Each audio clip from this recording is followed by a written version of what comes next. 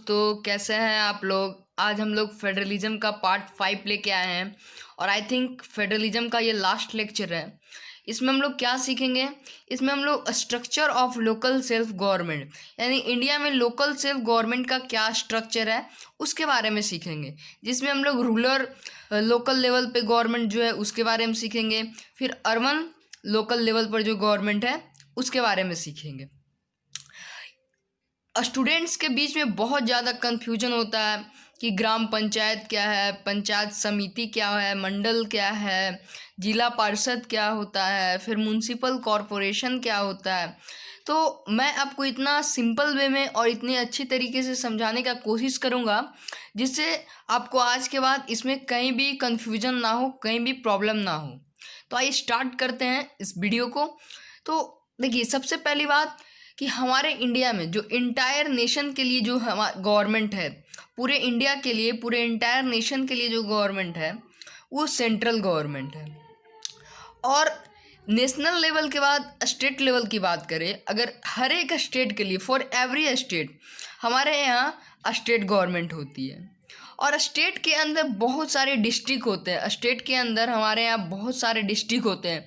तो उन डिस्ट्रिक्ट के लिए जो गवर्नमेंट सेटअप किया गया है वो है लोकल सेल्फ गवर्नमेंट। उस डिस्ट्रिक्ट के लिए जो गवर्नमेंट सेटअप किया गया है वो है लोकल सेल्फ गवर्नमेंट। अब देखिए, डिस्ट्रिक्ट में विलेज होते हैं या फिर हम ग्रुप ऑफ विलेज कह सकते हैं। यानी एक डिस्ट्रिक्ट में बहुत सारे गांव होते हैं, बहुत सारे बड़े बड़े शहर होते हैं, बहुत सारे टाउन्स होते हैं। तो जो विलेज के लिए या फिर ग्रुप ऑफ विलेज के लिए जो गवर्नमेंट है उसका नाम है रूरल लोकल गवर्नमेंट, जिसको हम लोग पंचायती राज के नाम से भी जानते हैं। और जो बिग सिटीज़ के लिए या फिर टाउन्स के लिए जो गवर्नमेंट है उसको हम लोग अर्बन लोकल गवर्नमेंट कहते हैं।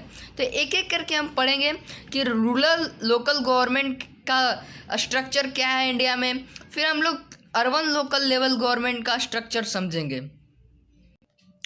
तो आइए हम लोग स्टार्ट करते हैं रूरल लोकल गवर्नमेंट, या फिर इसी का नाम है पंचायती राज। तो बहुत आसानी से आपको समझ में आएगा सब चीज़। आप ध्यान से सुनिएगा हम क्या बोलने जा रहे हैं और हम क्या समझाने की आपकी कोशिश कर रहे हैं। तो देखिए, इंडिया के अंदर जो बहुत सारे गांव हैं, तो एक विलेज या फिर छोटे छोटे बहुत सारे गांव का ग्रुप, विलेज या फिर ग्रुप ऑफ विलेज मिलकर ग्राम पंचायत बनाता है। क्या? यानी कि विलेज और ग्रुप ऑफ विलेज मिलकर ग्राम पंचायत बनाता है।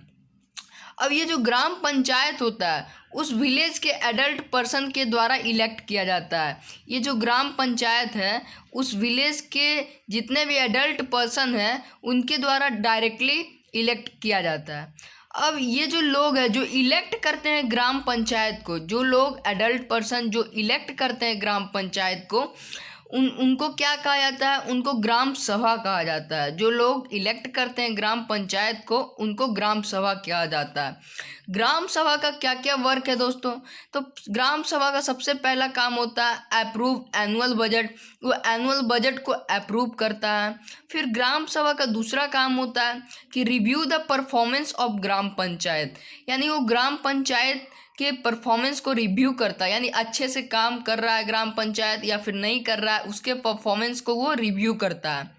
अब देखिए, ग्राम पंचायत के जो हेड होते हैं, जो प्रेसिडेंट होते हैं, उनका नाम सरपंच होता है। वो सरपंच के नाम से जाने जाते हैं ग्राम पंचायत के। और ये जो ग्राम पंचायत होता है पूरे इंटायर विलेज के लिए डिसीजन मेकिंग बॉडी होता है। तो आपको ग्राम पंचायत समझ में आ गया कि विलेज और ग्रुप ऑफ विलेज मिलके ग्राम पंचायत बनाते हैं। फिर ग्राम सभा जो लोग चुनते हैं उनको ग्राम सभा कहा जाता है। अब देखिए, बहुत सारे ग्राम पंचायत मिलके, यानी छोटे छोटे ग्राम पंचायत मिलके यहाँ पे पंचायत समिति का फॉर्मेशन करती है। यानी कि बहुत सारे छोटे छोटे ग्राम पंचायत मिलके एक काउंसिल का फॉर्मेशन करती है, जिसको हम लोग पंचायत समिति के नाम से जानते हैं, या फिर हम लोग इसको ब्लॉक भी कह सकते हैं, या फिर हम लोग इसको मंडल भी कह सकते हैं। अब नेक्स्ट है दोस्तों कि जो पंचायत समिति है, बहुत सारे पंचायत समिति मिलके जो एक फिर से एक ग्रुप बनाता है, और वो जो ग्रुप होता है उसका नाम होता है जिला पार्षद। यानी सबसे पहले हम लोग क्या समझें कि ग्रुप ऑफ विलेज या फिर विलेज मिलके ग्राम पंचायत बनाता है। फिर ग्राम पंचायत मिलके पंचायत समिति बनाता है और फिर पंचायत समिति का ग्रुप मिलके जिला परिषद बनाता है। अब ये जिला परिषद के हेड कौन होते हैं? तो जिला परिषद के हेड को हम लोग जिला परिषद चेयरपर्सन के नाम से भी जाना जाता है। और ये जो जिला परिषद के हेड होते हैं वो पॉलिटिकल हेड होते हैं। पॉलिटिकल हेड का मतलब जो लोगों के द्वारा चुना गया, और एक होता है एजुकेटिव हेड जो खुद से बनते हैं। जैसे आपके डिस्ट्रिक्ट के जो डिस्ट्रिक्ट मजिस्ट्रेट, जिसको हम लोग कलेक्टर के नाम से जानते हैं, वो आपको एजुकेटिव हेड में आ जाएंगे। और जिला परिषद के अंदर एमपी, एमएलए ये सब भी इनके मेंबर होते हैं डिस्ट्रिक्ट में। तो आपको अच्छी तरीके से समझ में आया होगा रूरल लोकल गवर्नमेंट, जिसमें मैंने समझाया ग्राम पंचायत जो कि विलेज और ग्रुप ऑफ विलेज मिलके बनता है। फिर मैंने समझाया कि ग्राम पंचायत का ग्रुप मिलके पंचायत समिति बनाता है। और फिर हमने बताया पंचायत समिति का ग्रुप मिलके जिला परिषद बनाता है, जिसमें हम लोग समझे, इसमें दो फंक्शन समझे हम लोग कि ग्राम पंचायत को कौन इलेक्ट करता है। तो ग्राम पंचायत को इलेक्ट करने वाले का नाम ग्राम सभा होता है। अब हम लोग सीखेंगे अर्बन लोकल गवर्नमेंट। तो दोस्तों अर्बन लोकल गवर्नमेंट में इंडिया का कैसा सेटअप है ये समझिए। अब देखिए एक डिस्ट्रिक्ट के अंदर हम लोग ने ये तो पढ़ लिया कि विलेज का किस तरीके से सेटअप होता है। अब हम लोग जो बड़े बड़े शहर होते हैं उनका सेटअप जानते हैं।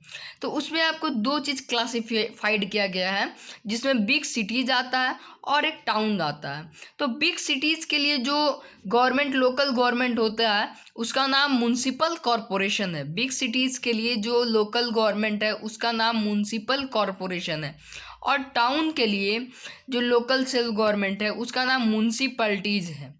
अब जो म्युनिसिपल कॉरपोरेशन है उसके हेड का नाम क्या है? मेयर। म्युनिसिपल कॉरपोरेशन के हेड का नाम मेयर होता है और ये भी पॉलिटिकल हेड होते हैं।